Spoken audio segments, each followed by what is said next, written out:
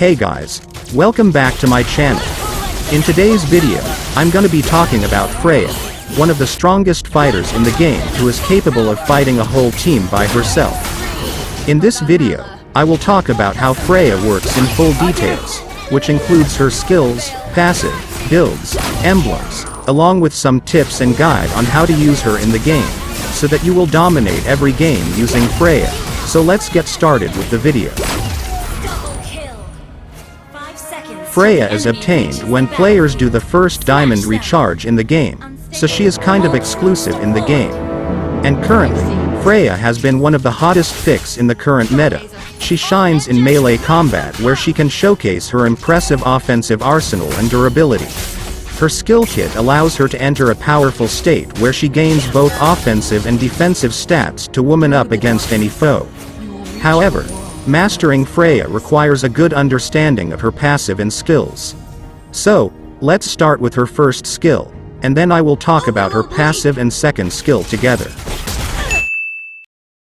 With the help of her first skill, Freya jumps to a target location, dealing 200 physical damage to enemies hit, and also pulling them towards her.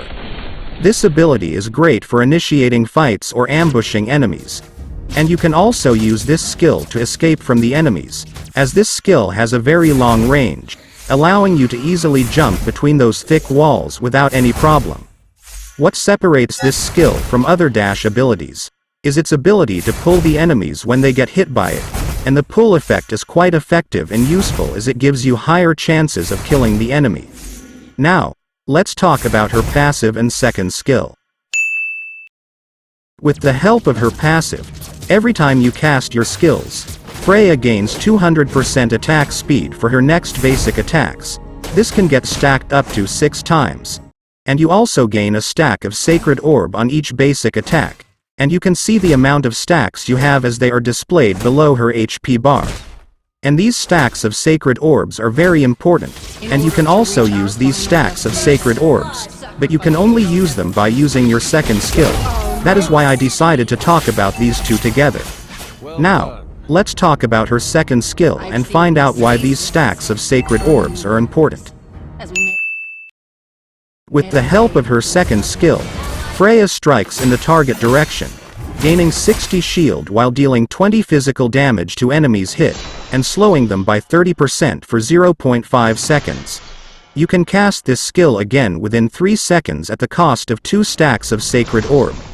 You can use this skill 3 times in a row with full stacks, but if there is a target you can hit, then you can keep using this skill without cooldown. As long as there are enemies, you can keep using this skill, and that's what makes this skill so good, as you can easily take out objectives like Lord and Turtle without much problem, as you can continuously keep using this skill until and unless the target is dead or out of your reach. But remember, you need to have at least 2 stacks of Sacred Orbs to keep using this skill, and that's why the Sacred Orbs are so important. But you shouldn't worry if there are enemies, because you gain a stack of Sacred Orb every time you hit an enemy with your basic attacks. So always make sure to use your basic attacks in between, so that you can continuously keep using this skill. And this is your primary damage ability, so make sure to max this skill first. Now, let's talk about her ultimate skill.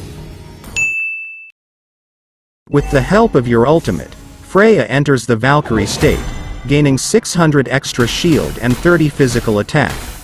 Meanwhile, her basic attacks become ranged and deal splash damage, and her ultimate lasts for 10 seconds. With this skill being activated, Freya turns into a killing machine capable of obliterating even durable tanks, and the shield allows her to be on the front lines, as you become tanky because of the shield you get from your ult, and the enhanced attacks make her a threat to all the enemies. Activate this skill when you're about to engage in a teamfight or initiate ambushes. You can also use this skill when you're low on health and need to escape, as the shield you get from her ultimate could be a lifesaver. Now, let's talk about her builds and items. Freya is a dominant early game hero because of her skill kit, so double down on this by acquiring Blade of Despair as her first core item. And by acquiring Blade of Despair, you will have insane attack damage that will help you clear the minion waves faster and eliminate targets easily. And for her second item, purchase Endless Battle, as Endless Battle not only improve your physical attack, but it also gives additional HP, cooldown reduction, movement speed, and hybrid lifesteal. Endless Battle also has a passive called Divine Justice, which will allow you to deal true damage to enemies after casting your skills. And for her third and fourth item, continue building on your kill potential by acquiring Berserker Fury and Malefic Roar.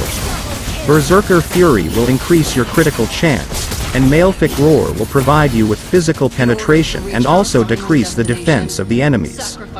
And for her last item, you can choose between Sea Halberd and Immortality.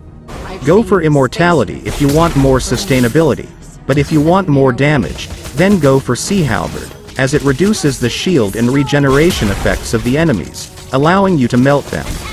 Now, let's talk about her emblems and talents. For her emblem, go for the Assassin emblem, as this is the most suitable emblem for Freya.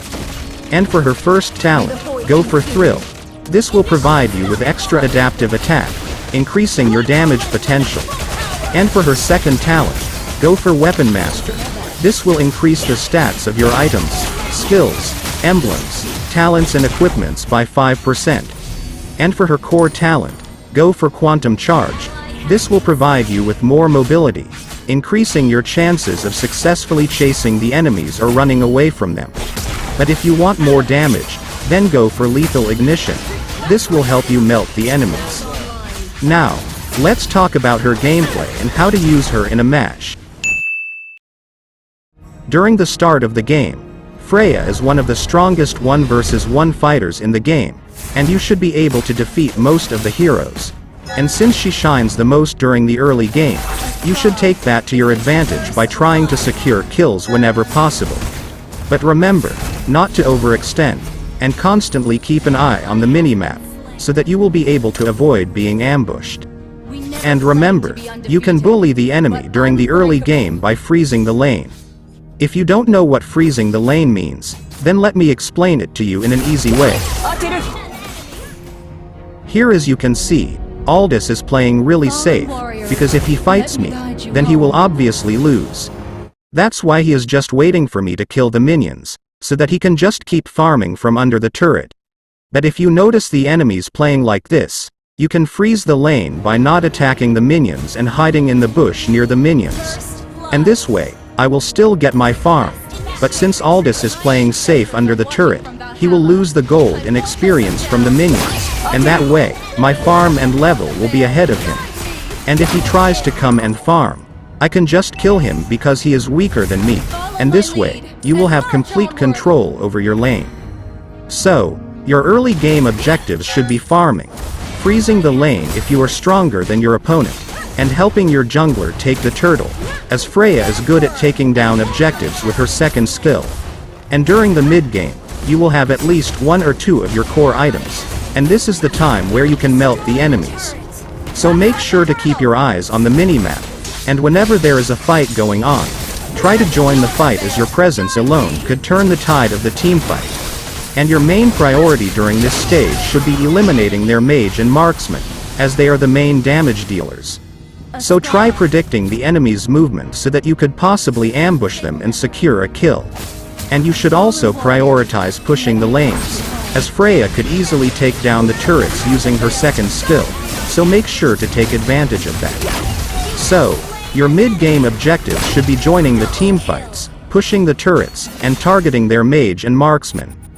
Now, let's talk about her late game. During the late game, the enemies will have most of their core items, so during this stage, you must be careful. Remember, timing and positioning is the key to winning a team fight, so you must know when and where to engage. And remember, Freya is weak against CC skills, so don't just rush into team fights, and instead let your tank initiate the fight and wait for the enemies to use up their CC skills before you join the fight. And that way, you will be able to wipe out the enemies without having to worry about being stunned. And if possible, try to attack the enemies from behind during a team fight, as you would have higher chances of catching them off guard. And taking the Lord should also be your priority, as Freya excels at taking down objectives. So, what do you think about Freya? Make sure to let me know your thoughts in the comments, and consider leaving a like on the video, and subscribe to my channel for more videos like this. You guys motivate me to make better videos. Thank you for watching.